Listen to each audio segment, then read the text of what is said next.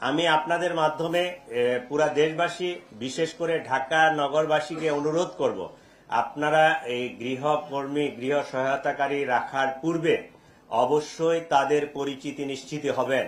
প্রয়োজনে এনআইডি, এক কপি ছবি এবং সেই পুরুষ অথবা মহিলা যেই হোক না কেন তাকে চিহ্নিত করতে পারে এরকম এলাকার দুইজন স্থানীয় গণ্যমান্য ব্যক্তির মোবাইল নাম্বার এবং তাদের শনাক্তকারী হিসাবে তাদের যদি তথ্যগুলো নিয়ে রাখেন তাহলে এই ধরনের অনাকাঙ্ক্ষিত ঘটনা আমরা এড়াতে পারব।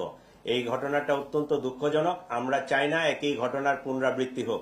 আপনারা সকলেই সচেতন হন এবং আপনি গৃহকর্মী রাখার ক্ষেত্রে আপনারা অবশ্যই তার পরিচিতি নিশ্চিত না হয়ে কখনোই আপনার যে গৃহকর্মী সে আপনার বাসার বেডরুমে যায়, আপনি তার বানানো খাবার খান এবং তার সাথে আপনার নিরাপত্তার প্রশ্নটি জড়িত, আপনি পরিচিতি নিশ্চিত না হয়ে কখনোই কোনো গৃহকর্মীকে বাসায় এলাও করবেন না। এটা আমাদের ডিএমপি কমিশনারের পক্ষ থেকে ঢাকাবাসীর জন্য বিশেষ অনুরোধ, আপনারা অবশ্যই এটি খেয়াল রাখবেন প্লিজ।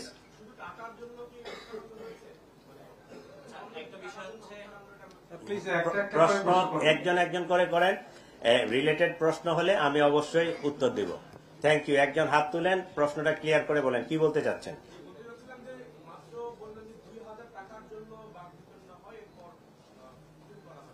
এটা ক্রিমিনালদের একটা সাইকোলজি, সে একটা এলিবাই তৈরি করে, ঠিক আছে।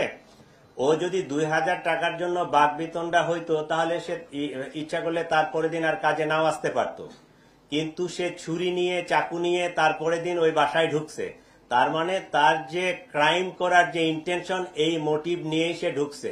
এই ঘটনাটা যেহেতু মহিলাটা মারা গেছে, এখন তার স্বামী জানে কিনা টাকা চুরির বিষয়টা আমরা এখনো এটা কনফার্ম করতে পারি নাই, তবে এটা একটা এলিবাইও হতে পারে।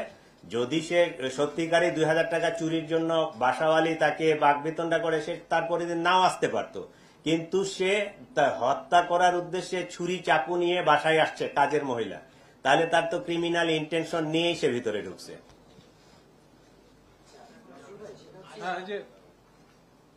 বলেন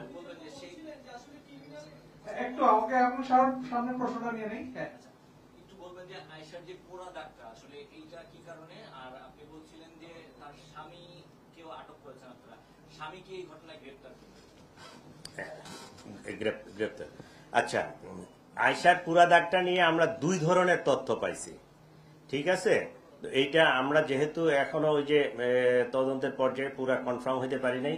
একটা কথা বলতেছে যে সে জেদি টাইপের, তার মায়ের সাথে কোনো এক সময় রাগারাগি